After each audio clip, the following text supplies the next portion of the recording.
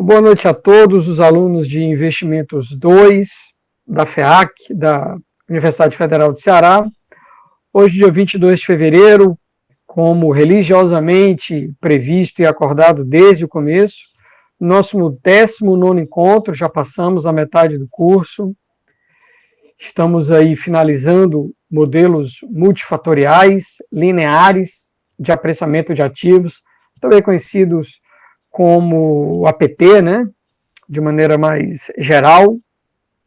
E hoje, conforme acordado, a terceira rodada, né, isso? Terceira rodada de artigos.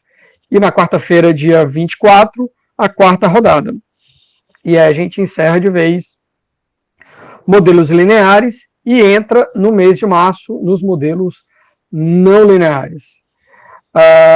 Como sempre, essa aula vai estar disponível para você no YouTube, e a gente sabe também que para que ela seja gravada, nesse caso aqui, que é uma aula síncrona, com a participação aqui dos alunos, todos foram, né, questionados para que dessem o seu aval, para que pudesse ser gravado, como nos pede o Google Meet. Tá joia? Sem mais demoras, nosso boa noite oficial, aqueles que quiserem ligar suas câmeras, ligar um áudio, escrever no chat, fiquem à vontade, tá? Como a gente já conversava, né, no nosso bate-papo que antecedia a gravação, desejo aí, inicialmente, que estejam todos bem, com saúde, mais importante, né, sempre, bem com suas famílias, o máximo possível dentro de casa, se cuidando, né? E palavras iniciais devidamente ditas, vamos ao que interessa. Hoje, segundo o nosso líder, Rivanilson me mandou, teríamos a apresentação de 6 artigos. Boa noite, Manuela. 6 artigos, né? Pelo sorteio que foi feito, né? Alexandre, Gilmar, Mirela, Natan, Lívia e Rafael. Muito bem. Outros 6 colegas vão se apresentar quarta-feira sobre o mesmo assunto, APT. Neste caso, quando é uma rodada dupla, e alguns me pediram para não apresentar hoje, mas sim na quarta-feira, eu entendi de maneira racional, eu acho sensata, que não haveria maior prejuízo, porque é o mesmo assunto. É diferente da gente apresentar um artigo de CAPM no final do curso, porque aí já não tem mais nada a ver. Então, assim, para os alunos das rodadas duplas, e essa é uma rodada dupla, 22, 24, e teremos outra rodada dupla ali, finalzinho de março, né, que é sobre os modelos não lineares. Então, a gente vai tentar equacionar para que metade apresente no primeiro dia, a outra metade no segundo dia da rodada dupla, mas em não sendo possível, alguém querendo antecipar a sua apresentação do segundo para o primeiro dia, ou o contrário, do primeiro para o segundo, postergando assim, eu não vejo maiores problemas.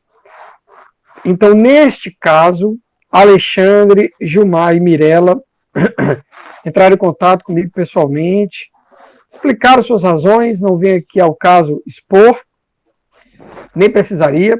Eu acho que é sensato, como falei, alocar essas apresentações para quarta-feira. Vai ser uma quarta-feira, então, super dinâmica, maravilhosa. E aí a pontualidade de vocês vai ter que ser mais do que britânica, inclusive a minha, né? Vou ter que entrar antes de 6h30 para já deixar a sala pronta. 6h30 a gente começa a gravação. Tá? Muito bem.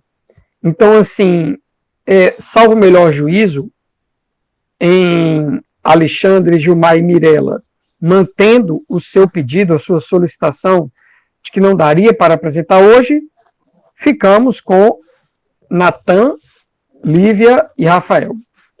Esses não me externaram nada, que não poderiam, então estou imaginando que vamos poder contar com eles. Os 6 alunos de quarta-feira, tá? Que eu não estou aqui com a lista deles, o líder me mandou, mas eu não estou vendo o WhatsApp aqui agora. Então, os alunos que já estavam previstos para quarta-feira, dia 24, acrescidos de Alexandre, Gilmar e Mirella, pelo santo amor de Deus. Quarta-feira tem que apresentar. Senão você vai para aquela, ok, você pode usufruir, né, desse direito de...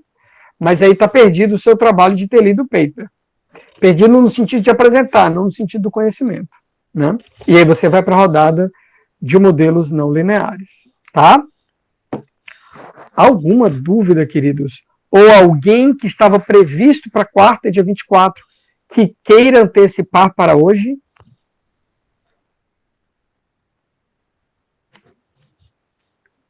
Não? Muito bem.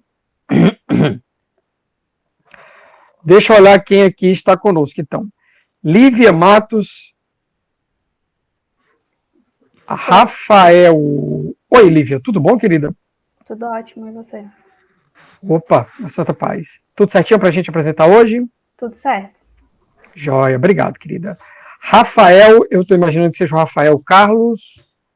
Tudo certinho também? Tudo certo, professor. Valeu, compadre. E por enquanto, Natan, que pela lista dos nomes eu não estou vendo aqui, mas pode ter entrado com outro nome, não sei. Muito bem, vamos com quem está aqui, né? Em respeito ao horário, deferência a todos que vieram. Lívia e Rafael, eu não tenho nenhuma posição com relação a quem começa. Pode ser qualquer um de vocês dois. Sejamos cavalheiros, né, Rafael? E Lívia escolhe. Escolhe se ela quer primeiro ou se vai você primeiro, pode ser? Pode ser sim, professor. Pronto, eu vou apresentar primeiro, tá? Dê esforço. Vamos lá, então. Como de praxe, até para diminuir a quantidade de troca de dados, eu vou desligar minha câmera e meu microfone. Vou pedir que Lívia ligue a dela, se ela tiver, claro, se puder. E aí a gente fica pronto. Maravilha, querida. Somos todos ouvidos. 6h47, agora 10 minutinhos, tá bom? Ok.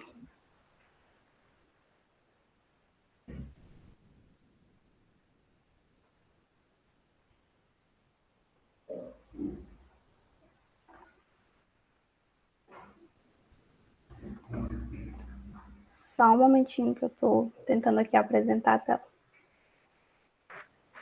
Tranquilo, sem problemas. Até porque a noite está tranquila hoje, talvez tenhamos 2, 3 apresentações, não sei.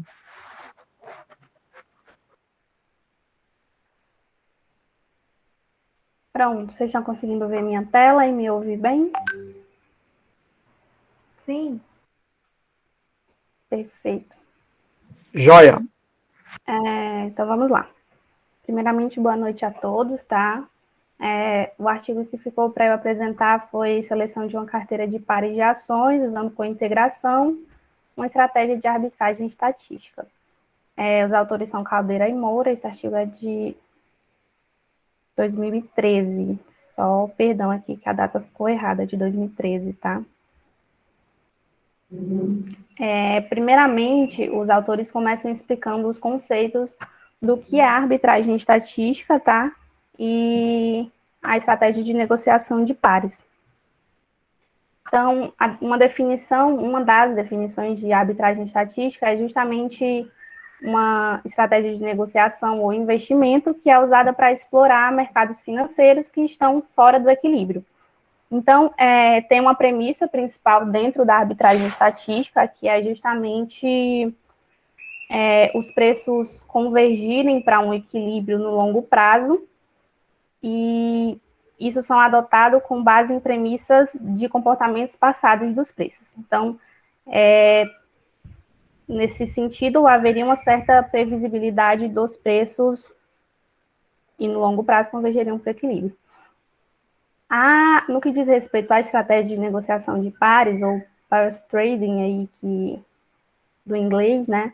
É uma das modalidades de estratégia de arbitragem estatística, e foi apresentada primeiramente por um grupo lá do Morgan Stanley, denominado Nunzium Tartaglias, por volta de 1980, e o processo, basicamente, é você identificar pares de ações, tá, que tenham alguma relação aí nos movimentos dos preços, os preços se movam juntos, e se aproveitar quando fosse identificado alguma anomalia, algum desequilíbrio, fosse aproveitado esse momento para obter lucro enquanto os preços voltavam para ser corrigidos, né? Normalmente, quando se escolhe esses pares, na maioria dos estudos, se usam correlação, que é o mais comum. Mas dentro desse artigo, eles resolveram utilizar a estratégia de cointegração para fazer essa seleção desses pares de ativos, tá? Essa técnica de cointegração para alocação de ativos, ela foi iniciada, assim, por Lucas e Alexander, datados aí da década do ano de 97 e 99, respectivamente. E só dando um conceito básico de cointegração, é quando duas séries temporais de ordem 1 são integradas de ordem 1, e elas podem ser combinadas linearmente para produzir uma série temporal que é estacionária. Então, aplicando esse conceito dentro da nossa ideia de selecionar pares, é uma suposição de que uma combinação linear dos preços aí de dois ativos vão ser convertidas para um equilíbrio de longo prazo e podem ser definidas regras de negociação para explorar esses desvios temporários que possam haver dentro dos preços, tá? E Lídia, Oi? desculpa interromper. A apresentação está ótima, não precisa ficar nervosa, mas os slides não estão passando. Não sei se todo esse preâmbulo é só para o slide 1 ainda. Eu estou na capa do slide aqui. Eu estou no slide 1 ainda. Eu estou no 3, já indo para o 4. Agora foi, mas antes, pelo menos para mim, não tinha ido. Desculpa, agora mudou. Joia. Só um momentinho. Vocês estão vendo o slide de cointegração? Estamos vendo o terceiro, isso, com a integração. Ok. Sim. Certinho. Como eu estava falando, essa cointegração ela é feita por meio de 2 testes. Eles combinam 2 testes para testar essa cointegração entre esses ativos que eles selecionaram, que é o teste de Johansen e esse teste de Engel e Granges, que não vem ao caso eu entrar muito no detalhe desses testes, porque vai levar um pouquinho de tempo. E eles dividiram o trabalho dele em etapas, tá? E uma etapa crucial nesse processo todo desse aplicação dessa estratégia é justamente você estimar bem os spreads que você vai usar entre os preços. Então, eles definem um spread atual e um spread esperado. O atual eles calculam como um produto do vetor de cointegração e os preços atuais das ações, e o spread esperado é o produto do vetor cointegrante e dos preços previstos das ações. E sempre a ideia da negociação, no caso dessa negociação em pares, é investir uma quantidade igual, ter uma quantidade igual de investimento em ambos os ativos. Então, se eu alocar X aqui, eu vou alocar X aqui também. É sempre essa ideia. E, normalmente, esse investimento, ele é um investimento de custo zero. Por quê? Porque eles utilizam a seguinte estratégia. Eles tomam emprestado uma certa quantidade de um ativo, eles vendem esse ativo imediatamente, e o dinheiro dessa venda, eles investem no outro ativo. É sempre essa lógica de investimentos. E eles definiram a equação de investimentos com esse logaritmozinho que vocês estão vendo aqui na tela, tá? Eles definiram 2 limitações. De novo, a gente não está vendo, porque travou no 3. Boa, obrigado. Eu vou deixar assim, porque eu acho que quando eu faço a apresentação, muda a tela.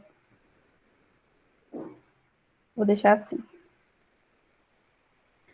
E aí, eles definiram 2 limitações para esse modelo, tá?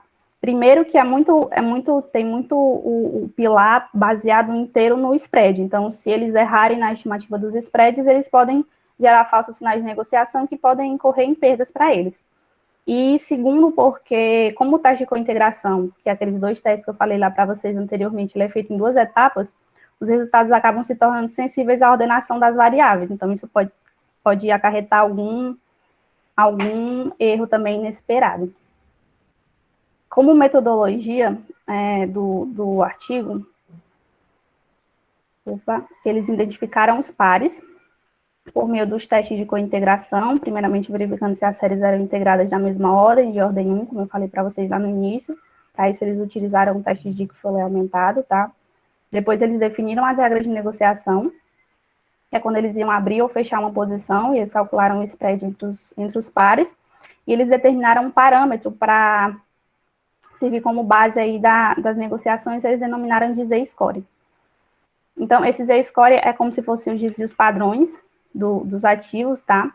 E a regra que eles definiram foi sempre abrir uma posição quando o Z-score atingisse o 2. O que é que isso quer dizer? Se o Z-score atingisse o desvio de menos 2, menos 2 desvios padrões, significa que o valor do portfólio está abaixo do valor de mercado. Então, se ele está abaixo do valor de mercado, logicamente eu iria entrar comprado nos ativos.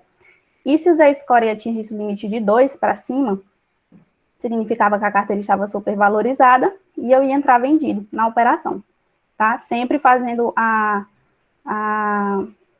compra e venda simultânea, né? Sempre que eu falo operação, é compra e venda de ambos os ativos. Aí eles definiram os parâmetros nessa tabelinha aqui, e a posição sempre era fechada quando o Z-score se aproximava de 0, novamente, tá? E eles definiram algumas regras adicionais de negociação. Primeiro, eles definiram que o stop loss deles ia ser de 7%. Então, sempre que uma operação estivesse aberta e chegasse em 7% de perda, ela seria encerrada. Eles nunca iam manter uma posição por mais de 50 dias, com base nos dados que eles mesmos analisaram. Eles montaram esse gráficozinho aqui. E viram que a lucratividade, ela diminuía com o tempo. Então, era o máximo de tempo que eles iam ficar expostos a uma operação, era 50 dias. E, em média, a reversão sempre acontecia por volta de 10 dias. E nunca era necessário esperar que ela voltasse totalmente.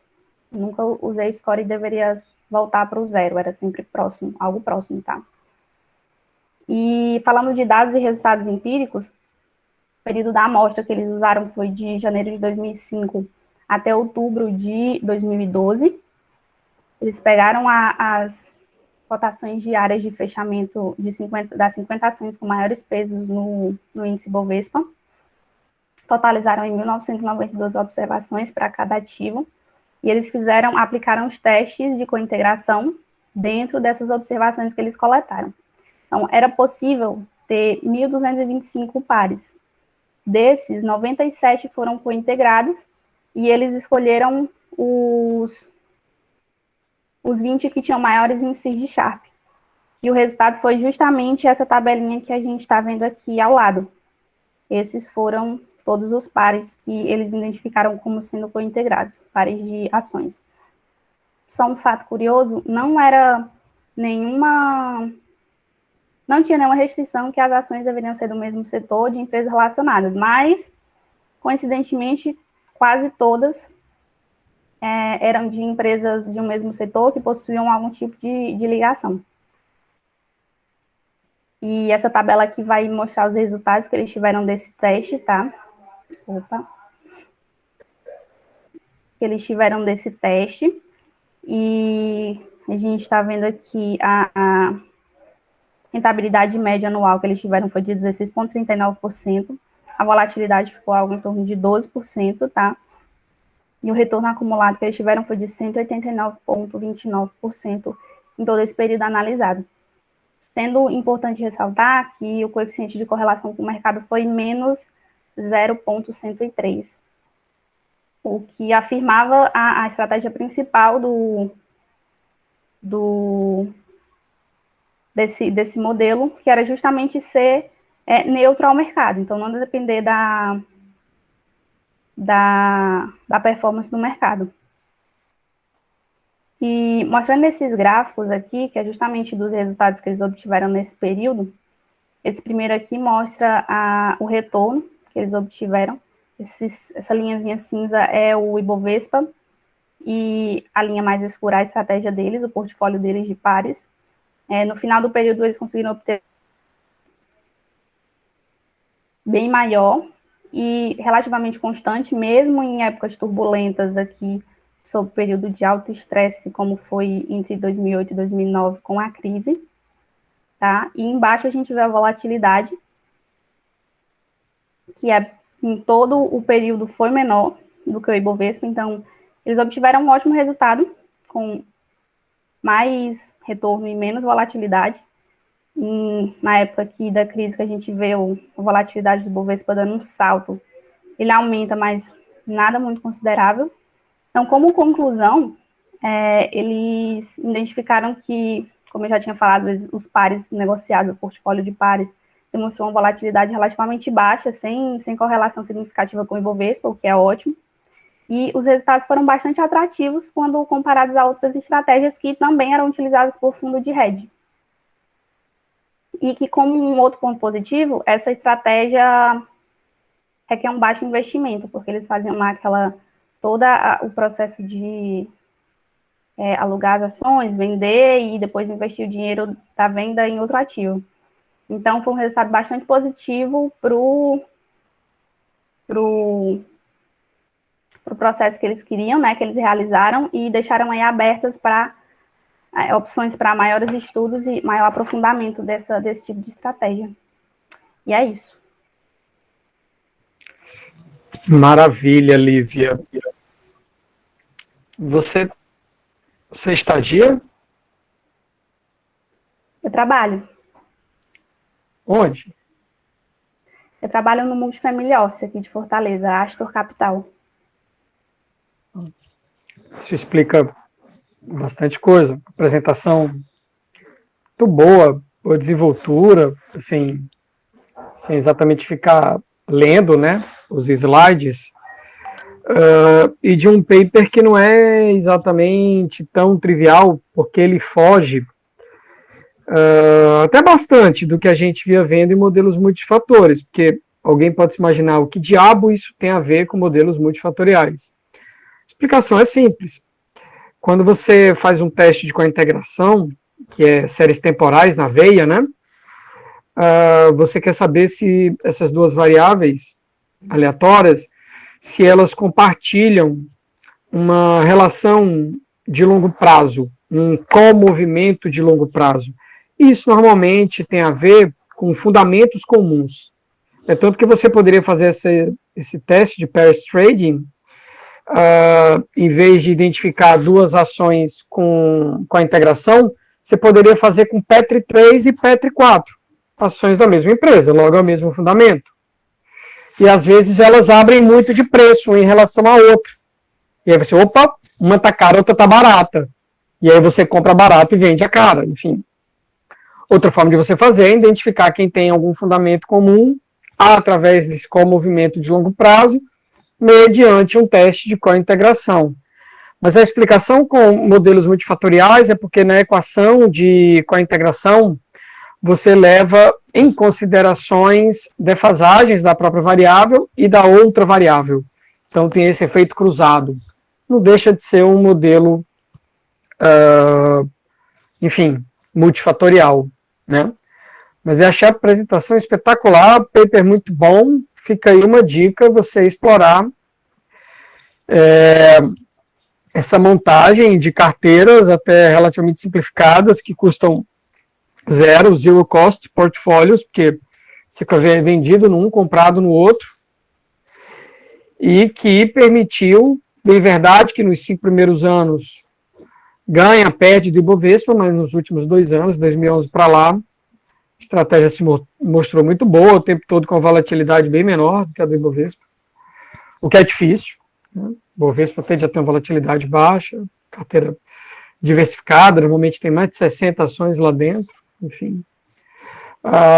Resultado muito interessante, um paper simples, para quem gosta de séries temporais, é perfeitamente replicável, só você atualizar e colocar novos testes. Eu acho, para quem gosta de séries temporais, por exemplo, o teste do Augmented Dick Fuller, né, o Dick Fuller aumentado nem é o melhor para finanças, seria melhor o Philips Perron, por causa da heterocedicidade das séries, mas enfim, um paper bem bacana, apresentação espetacular, nota máxima, brigadíssimo. Né? Na sequência, meu amigo Rafael.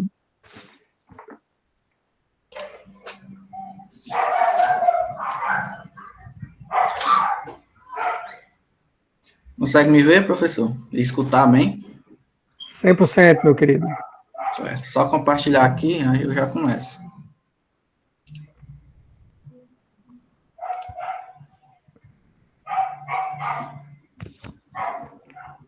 Apareceu aí para vocês? Perfeito, querido. Pode começar. Só um instante. Vou colocar o cronômetro aqui.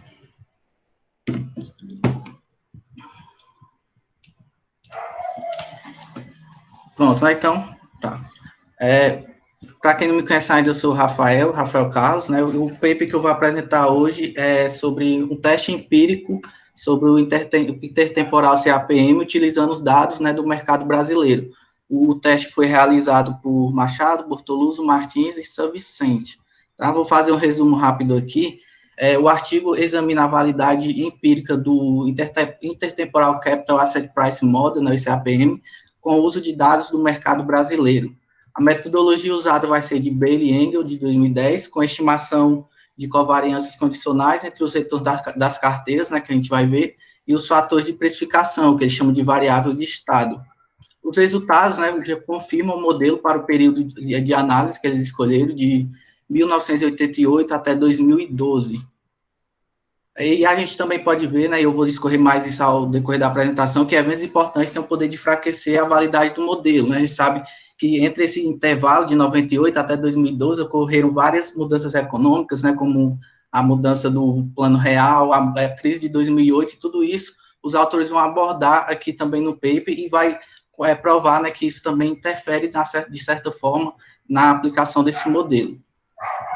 Desde já queria mostrar esse gráfico para vocês, que eu vou aprofundar mais nele nos resultados, né, mas desde já eu queria mostrar aqui esse gráfico, que praticamente significa que, segundo a proposta, né, desse gráfico, os portfólios, aqui a gente tem 9 portfólios, né, que são essas bolinhas, e esse aqui que seria o 10º portfólio. Eles teriam que estar ali numa linha de 45 graus, né, que comprovaria, de certa forma, a validação do CAPM para o modelo estudado. Aqui a gente tem o gráfico com a relação entre o atual prêmio de risco dos portfólios contra a previsão que o modelo faz, certo? Então, praticamente, esse gráfico comprova, né, a validação do CAPM, exceto pelo único portfólio que ficou ali, que o modelo não coube, né, direito nele. Eu vou abordar mais isso no decorrer do paper também.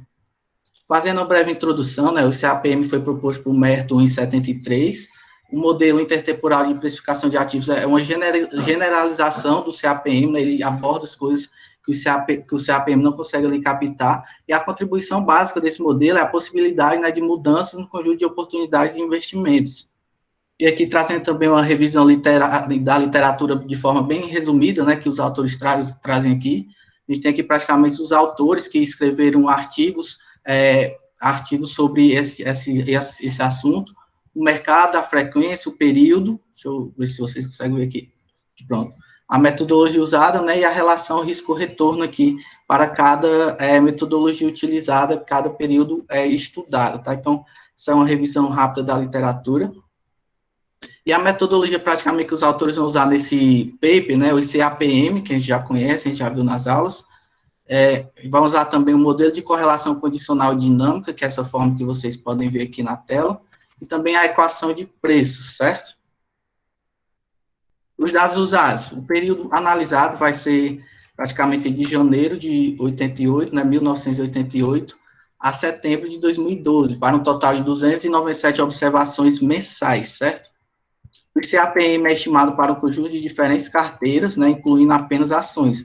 Os autores vão formar portfólios, incluindo apenas ações, né? O conjunto das carteiras são composto por 10 carteiras segregadas de acordo com o valor de mercado. Os autores vão pegar ali as carteiras com maior valor de mercado, as de menores valores de mercado, e vão compor esse portfólio. Vou já demonstrar para vocês com a tabela aqui. E as variáveis de estado, né, que ele usa para estimar o CAPM, é o CDI, como uma proxy ali do risk-free, a taxa de câmbio, o IPCA, né, que é a inflação, e a mudança do preço do ouro também. Praticamente nessa tabela, né, a metodologia precisa que os autores, né, façam primeiro a correlação dinâmica, né, estimada pelo modelo que a gente viu lá na metodologia. E aqui a gente vê os 10 portfólios utilizados, né, desse primeiro portfólio são as empresas com menor valor de mercado, até o 10º portfólio, que é as empresas com maiores valor de mercado, né. E de cara a gente já percebe que, em média, o retorno do portfólio tem correlação positiva com o Ibovespa, tá? A média das correlações, esse número aqui, que não está entre parênteses, e em parênteses a gente vai ter o desvio padrão das correlações, tá? Dos portfólios com cada variável de estado.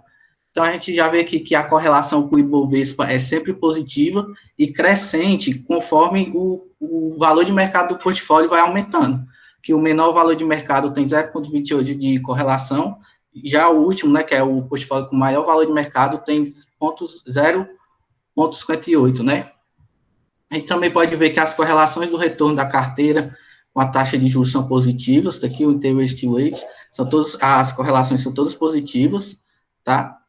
E a gente pode ver também que as correlações, né, com a taxa de câmbio são negativas, as correlações com a taxa de câmbio, assim como a inflação também são correlações negativas. Constante.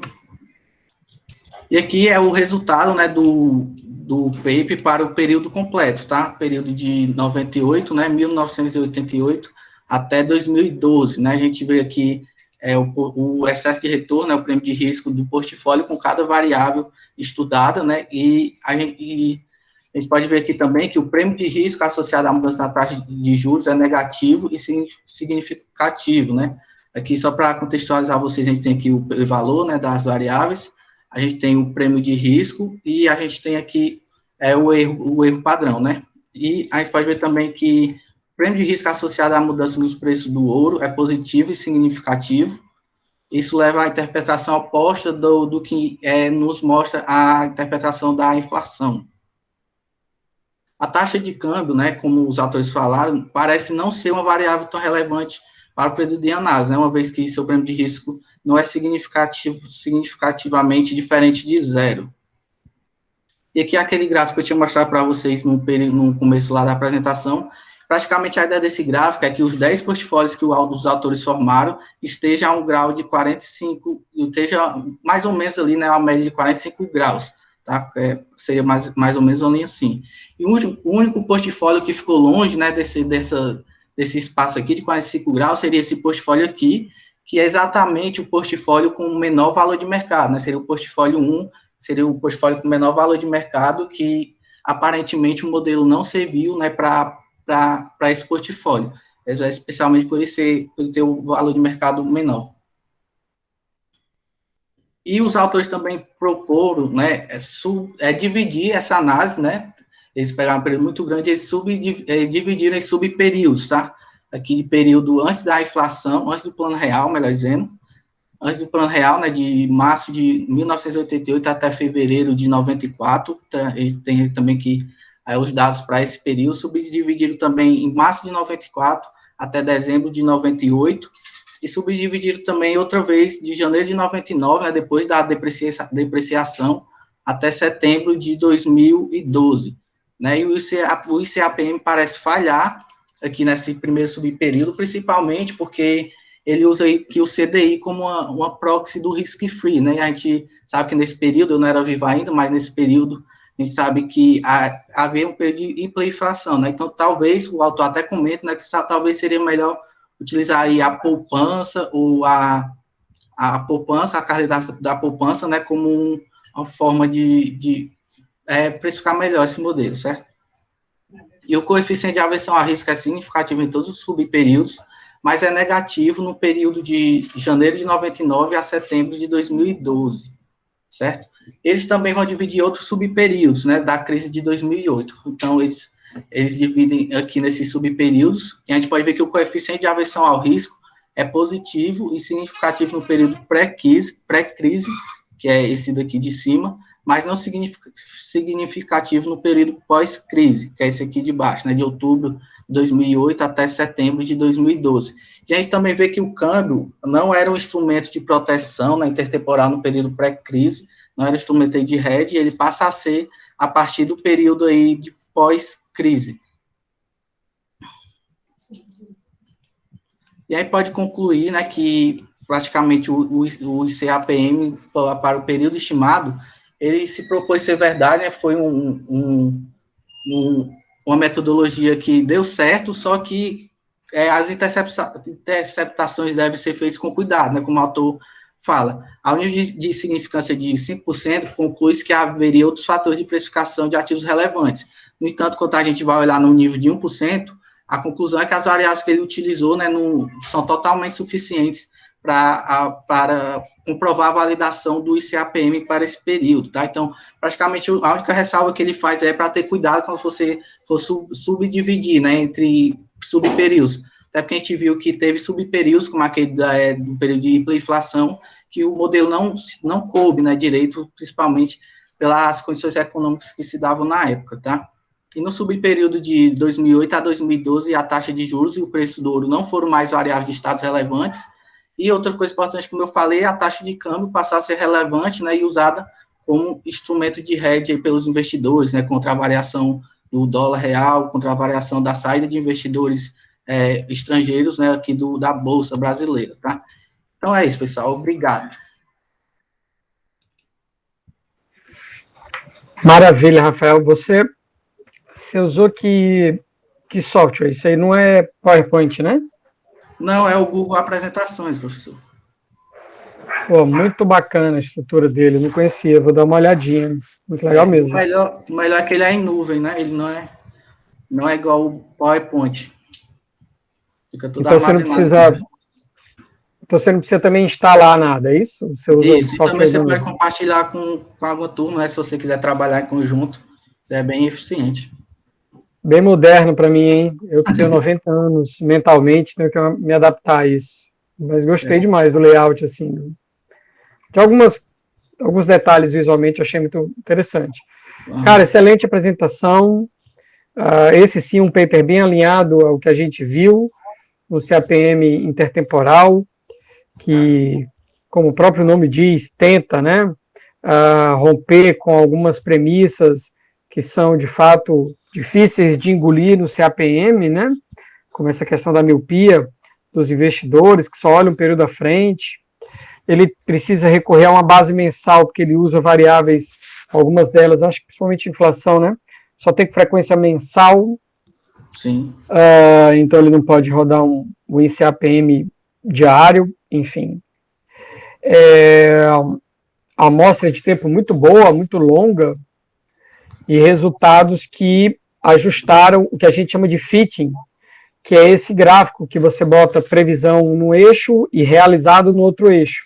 E aí, quanto mais a nuvem de pontos estiver colapsando, convergindo para a reta de 45 graus, melhor é o fitting do modelo. E ele melhora o fitting, faz uma boa discussão sobre as variáveis de controle, as variáveis de estado, as variáveis que ele usa para controlar, em que período elas são mais ou menos interessantes, enfim. Paper muito bacana, muito bem apresentado, nota máxima também. Estamos aí de parabéns nessa noite, duas apresentações espetaculares.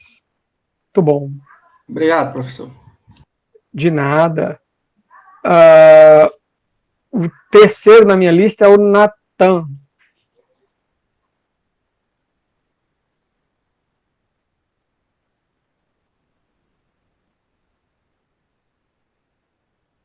Eu não sei se o Natan, que o líder me mandou aqui na planilha, é o Natanael. É isso ou não? Professor, eu não sei se o Natanael está conseguindo responder, mas esse Natanael aqui não é o Natanael que apresentava hoje.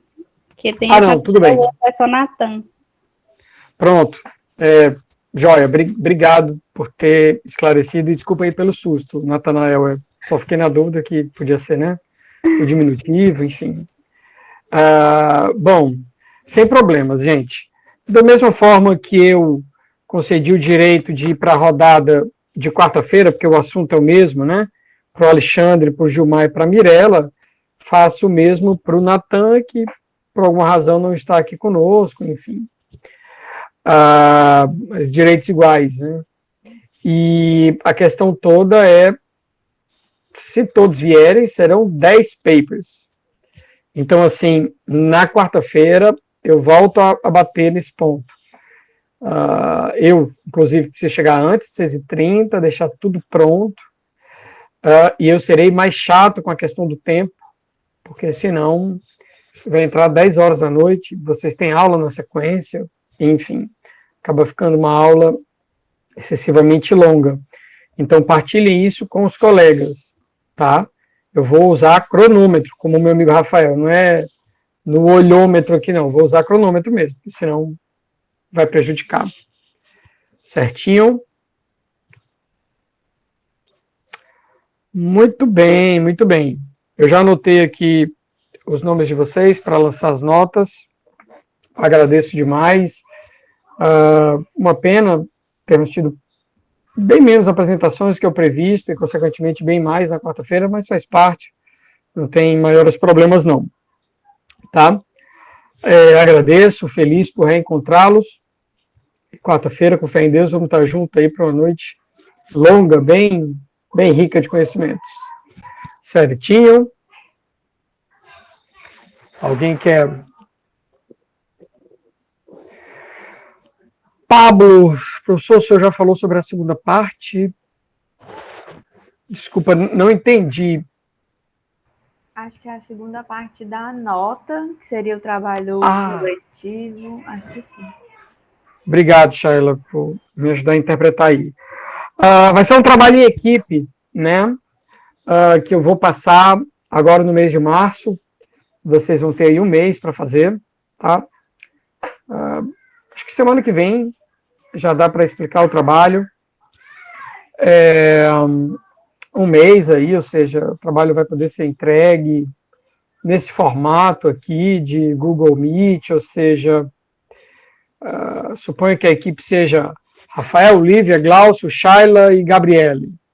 E aí os 5 vão para o Google Meet, necessariamente com câmera ligada, não é? Porque eu preciso saber que são vocês 5 que estão apresentando, né? E aí vocês 5 vão apresentar o trabalho de vocês nesse formatinho de Google Meet, com um slide, rosto dos 5, pelo menos na hora que cada um estiver falando, 10 minutinhos de apresentação, mas aí vocês não vão apresentar um paper de terceiros, vocês vão apresentar um trabalho que vocês vão fazer. Não vai precisar ter nada escrito, no sentido de, vou escrever um artigo no mês, não seria muito apropriado, mas vocês vão desenvolver só a parte empírica. Então, suponho, vou fazer um teste aqui, suponho que vocês têm que rodar um APT, sei lá, setor de comércio. Você roda o APT, você vai na apresentação explicar o teu exercício empírico. Olha, peguei o dado daqui, um pouquinho de estatística descritiva, está aqui o meu modelo, está aqui o meu resultado, obrigado. Pode ter 5 slides que seja, e está muito bem feito. Como pode ser que você bote 20 slides e fique horrível, horroroso. Enfim, mas vai ser um trabalho em equipe 100% empírico, que você não vai precisar redigir em Word. Você vai simplesmente precisar estimar e reportar do começo ao fim só esse exercício empírico. E aí você vai gravar o teu videozinho de 10 minutos, disponibilizar para a gente, para toda a turma. Eu vou assistir todos os vídeos e vou dar notas boas, porque vocês são bons, merecem. Simples assim. Tá joia? Bom, vou encerrando aqui a nossa aula por hoje, e aí podemos tirar outras dúvidas mais específicas. Tá joia? Deixa eu encerrar a aula e já vai ficar disponível para vocês lá no YouTube logo mais. Professor,